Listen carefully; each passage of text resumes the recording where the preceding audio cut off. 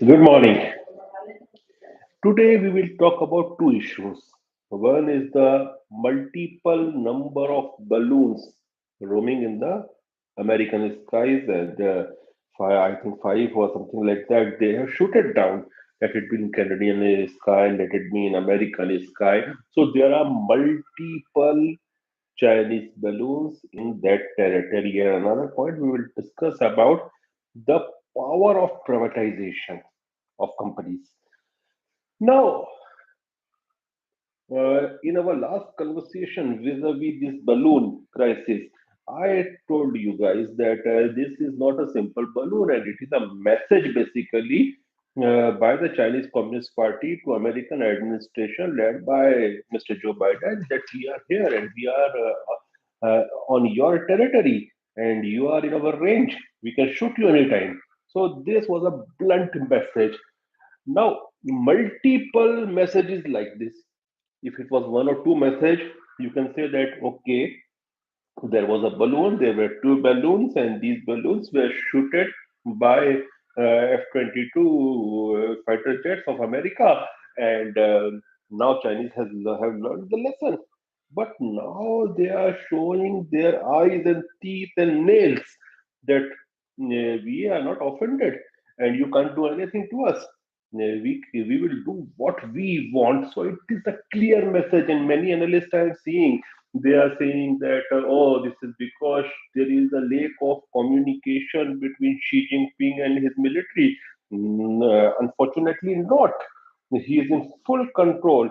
Don't forget one thing that the PLA, People's Liberation Army, that is Chinese army and Chinese military, they are actually head sword of Chinese Communist Party.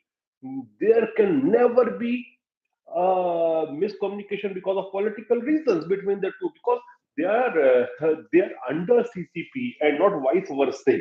So the Chinese military won't do anything by themselves unless and until they have been instructed by the top authority, that is Xi Jinping and the presidential office of China.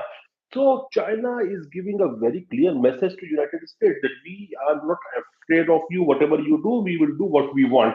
Another thing is that these balloons, see, we should accept one thing that these balloons are not easy to detect on radar because they are not having very much metal. They are filled with lots of hot air.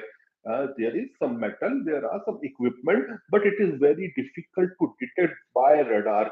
Now, try to understand that thing. If supposedly such a balloon is flying over US critical infrastructure and it is also having some nuclear load, then Chinese can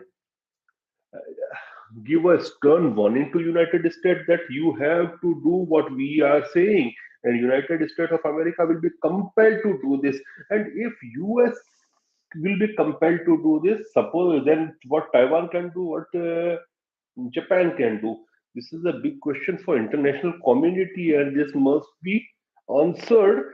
And something must be planned to overpower China in all these things. And one thing I have always been saying that any war, any major war with America and China or any third world war, China is going to go the Russia way. They are not going to fight a conventional war. Their war will be a different type. It will be a cyber war. It will be a electromagnetic war. It will be another type of espionage. It will be something like this balloon and nukes. Something will be there which will be different from the conventional war because they know their capabilities. For conventional war, I don't think that they can fight even for one day with US Navy. So they are not going and just combine that US Navy with the Indian military and the Japanese Navy. Japanese Navy is a blue water navy, so they can't even fight one day. So they are not going to go for the conventional war. They will go for unconventional war. Let it be electromagnetic spectrum or cyber or these type of balloons with payloads and all those things. So we need to be careful. And Xi Jinping is sending a stern message to America that you have shot my balloons. I'm not bothered. You bother about that, and you are in my sight. under my target. So it's a big message from the CCP, and America should address it properly.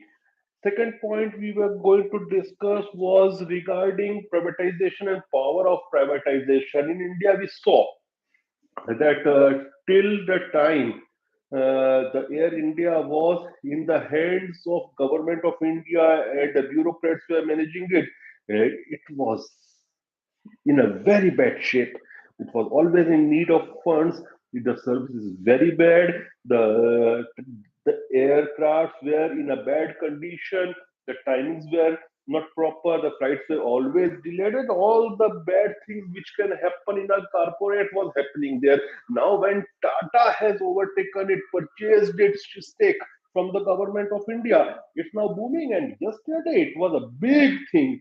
First time in Indian history, any airline company, any private airline company has done a deal of 470 aircraft from France and United States of America.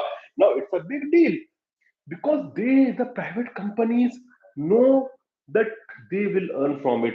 Yeah, India is a huge market and we are expanding, and I think in another 5 to 6 years we will be requiring some more than 2,000 more aircrafts. Then we can also become the world's largest airline. A private Indian airline can become very easily become, if they are doing things in a proper manner, they can become world's largest airline. You look at Emirates, you look at KLM, you look at Singapore Air. These are small countries with small, comparatively small GDP, small uh, uh, uh, foreign trade. Comparatively, you look at India, which is having a huge domestic market, big GDP, fifth largest economy. We can easily make world's largest airline. And this is the power of privatization. So this is a message for those people who always go for, oh, public sector units, PSUs, PSUs, PSUs. No privatization. No privatization means no development.